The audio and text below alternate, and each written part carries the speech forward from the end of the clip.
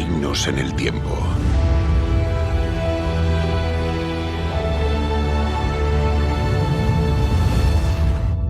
Una profecía del Antiguo Testamento predijo que el nacimiento del Mesías estaría asociado con un genocidio.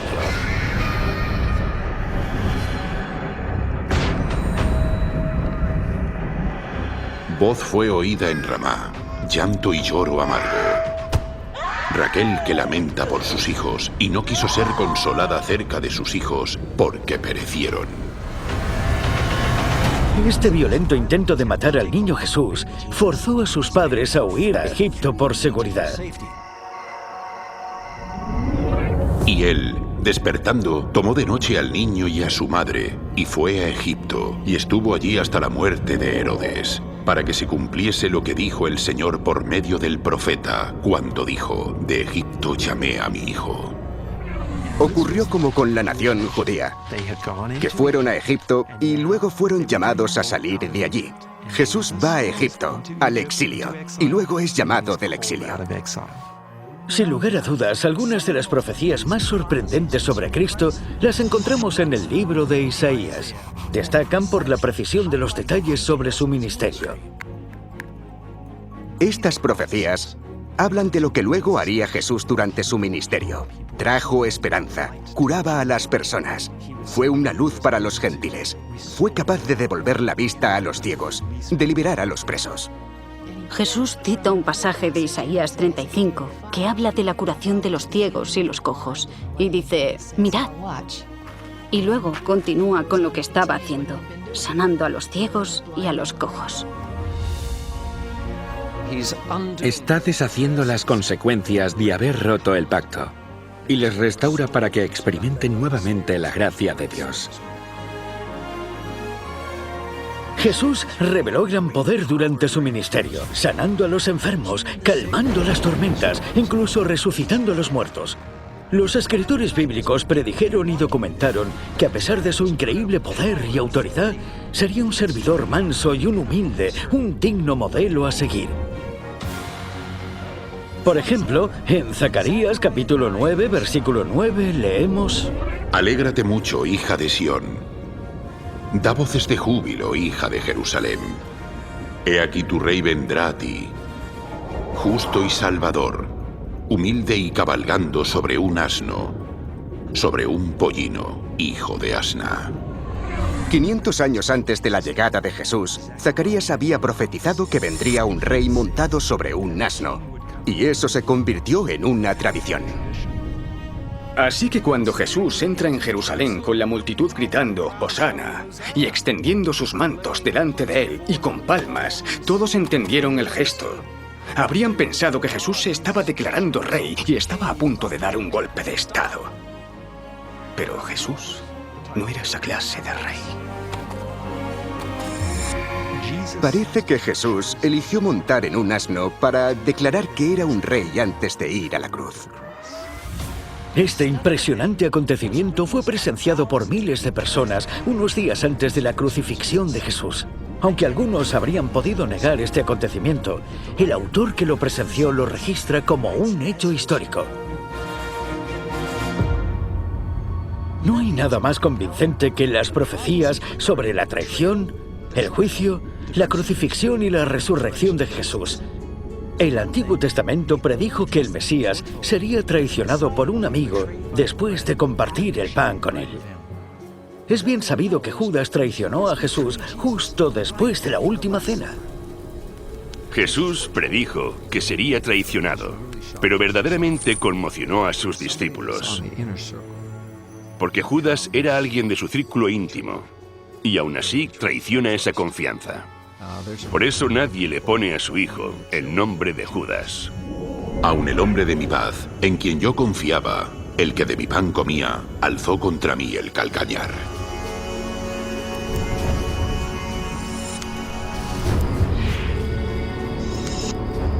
De hecho, el Antiguo Testamento predijo el precio exacto que se pagaría por traicionar al Mesías.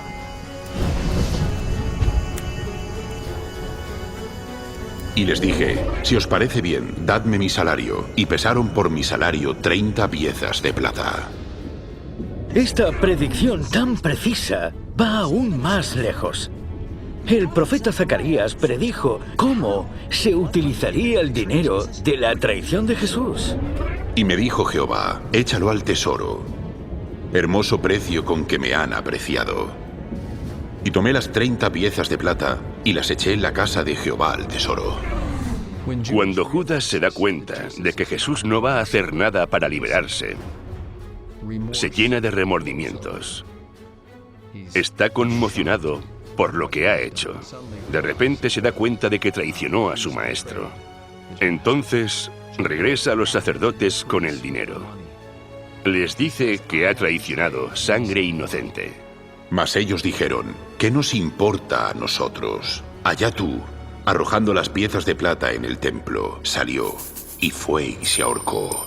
Los principales sacerdotes, tomando las piezas de plata, dijeron, no es lícito echarlas en el tesoro de las ofrendas, porque es precio de sangre. Y después de consultar, compraron con ellas el campo del alfarero para sepultura de los extranjeros. Veamos ahora a Jesús. Está delante de Pilato. Se niega a defenderse. Angustiado él y afligido, no abrió su boca. Como cordero fue llevado al matadero. El autor del universo es ridiculizado, atormentado, y aún así permaneció en silencio, y esto sorprende a Pilato, el cínico romano. Para él es extraordinario, esto no se parece a nada que haya visto antes. Claramente, Jesús va a la cruz de forma voluntaria. Jesús sabe, al igual que los escritores de los evangelios, que su muerte es el cumplimiento del plan de salvación. Hace 1000 años, incluso antes de que se practicara la crucifixión, el rey David predijo cómo el Mesías sería ejecutado. Porque perros me han rodeado. Me ha cercado cuadrilla de malignos. Horadaron mis manos y mis pies. Repartieron entre sí mis vestidos y sobre mi ropa echaron suertes. Jesús está allí en la cruz y le rodeó un grupo que se burlaba de él con las mismas palabras que encontramos en el Salmo 22. Se describe cómo se repartirían la ropa. La intensidad del dolor es literalmente inimaginable. La cruz estaba diseñada para eso. Torturaban hasta la muerte. Si querían extinguir la fe cristiana, esta era la forma más eficaz. Lo extraordinario es que la cruz no fue el final del movimiento iniciado por Jesús. En realidad fue el comienzo. La buena noticia es que la tumba no pudo retener a Jesús. Tal y como ha quedado documentado en los 4 evangelios, durante 40 días después de su muerte, cientos de testigos pudieron ver, tocar y escuchar al hombre que había sido crucificado y sepultado. Cuando las mujeres dijeron que habían visto a Jesús, ellos dijeron, sí, seguro, no les creyeron. Una vez tras otra no les creyeron hasta que el mismo Jesús les dijo, mirad mis manos, aquí están las marcas de los clavos. Nadie más en la historia pretende haber resucitado de entre los muertos. Sabemos lo extraordinario que es porque cuando los primeros cristianos comenzaron a proclamarlo, la gente creía que era absurdo. ¿Por qué los discípulos harían una afirmación tan extravagante? Algo completamente desconocido, si no fuera cierto. Porque no dejarás mi alma en el Seol, ni permitirás que tu santo vea corrupción. Es sorprendente que incluso el historiador judío Flavio Josefo, en su famoso libro Antigüedades Judías, habla de la resurrección de Jesús y de su influencia en el pueblo. Por este tiempo apareció Jesús, un hombre sabio, si es que es correcto llamarlo hombre, ya que fue un hacedor de milagros impactantes, un maestro para los hombres que reciben la verdad con gozo, y atrajo hacia él a muchos judíos y a muchos gentiles además. Era el Cristo, y cuando Pilato, frente a la denuncia de aquellos que son los principales entre nosotros, lo había condenado al madero, aquellos que lo habían amado primero no le abandonaron, ya que se les apareció vivo nuevamente al tercer día, habiendo predicho esto y otras tantas maravillas sobre él los santos profetas. Ha sido un viaje extraordinario. Ver cómo muchas de las predicciones se han cumplido de forma exacta. Desde el ascenso y la caída de las naciones hasta el ministerio del Mesías, hemos descubierto pruebas irrefutables de que la Biblia viene de la mano de aquel que no está limitado por el tiempo o el espacio. La Biblia es una comunicación sobrenatural de Dios para el hombre. Pero, ¿por qué esto es tan importante? ¿Cómo nos afecta hoy a nosotros? ¿Tiene la Biblia algo que decir acerca de los tiempos caóticos que estamos viviendo? El libro de Daniel hace una predicción trascendente acerca de la gente de nuestro tiempo. Refiriéndose a los últimos días, el profeta escribió: Pero tú, Daniel, cierra las palabras y sella el libro hasta el tiempo del fin. Muchos correrán de aquí para allá y la ciencia se aumentará. No hace falta ser un experto para darse cuenta de que esto se ha cumplido en formas que ni siquiera Daniel nunca habría imaginado. En tan solo una generación, el conocimiento ha crecido exponencialmente, más allá de nuestra comprensión. En medicina, agricultura, transporte y electrónica digital. Imagínate tratar de explicar al profeta Daniel cómo hacer una búsqueda en Google desde el teléfono móvil. ¿Y qué hay sobre correr de aquí para allá? Después de más de 6.000 años viajando a caballo, las personas pueden ahora viajar en un avión a una velocidad vertiginosa por todo el mundo. Nuestra última profecía trata sobre una predicción realizada por Jesús mismo.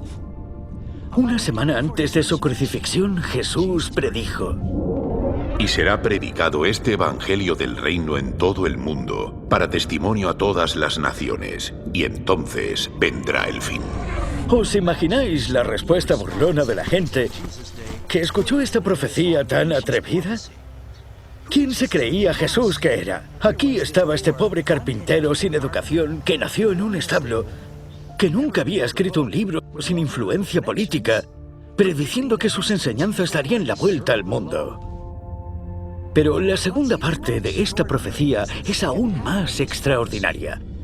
Jesús dice, con toda convicción, que cuando su mensaje llegue a todo el mundo, entonces llegará el fin.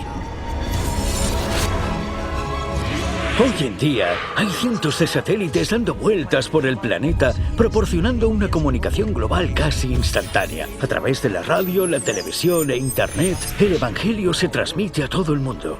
Antes hablamos del sueño de Nabucodonosor de Daniel 2, donde se describe una gran estatua en la que estaban representadas las potencias mundiales hasta nuestros días. Recordarás que al final del sueño, una enorme piedra que venía del cielo destruye la estatua y la hace añicos. ¿A quién representa esta piedra? ¿Y quién es ese gran poder que destruye la estatua? Es Jesucristo, la roca eterna. Toda la historia se dirige hacia el dramático final, cuando el Hijo de Dios regrese con poder y gloria. El cumplimiento de la profecía revela que casi hemos llegado al fin del tiempo. Tan solo queda una pregunta importante por responder. ¿Estás preparado para el evento más importante de la historia del mundo? ¿Estás listo para la venida de Jesús? Amigo, puedes estarlo. Porque de tal manera amó Dios al mundo, que ha dado a su Hijo unigénito, para que todo aquel que en Él cree no se pierda, mas tenga vida eterna. Acércate a Él en oración y pídele que perdone tus pecados y te salve. Él promete hacerlo. No necesitas tener un fin sin esperanza. Puedes tener una esperanza sin fin. Pero el momento es ahora. Hoy es el día. ¿Por qué no se lo pides en este momento?